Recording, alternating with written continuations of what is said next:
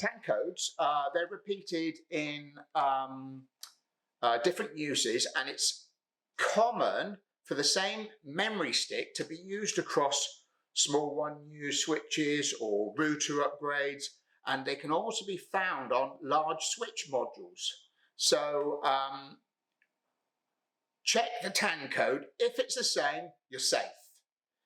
If you're decommissioning a part of your network, it's worth making a note of the TAN codes on that board or router or switch before you send it off for asset disposal or destruction, because those memories, they could be reused on something else that's coming through the door or on your network. If you check the TAN codes, a quick look online and you'll be able to see what that TAN code is as a Cisco part number, and you never know, there might be something there you could reuse.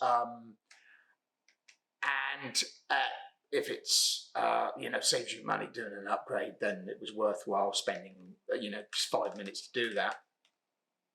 Now,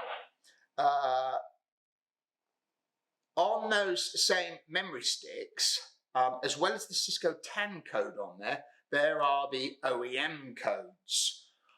All Cisco memories have OEM codes on them. If you're doing large-scale server memory upgrades, you might want to check the price on the market for the OEM stick.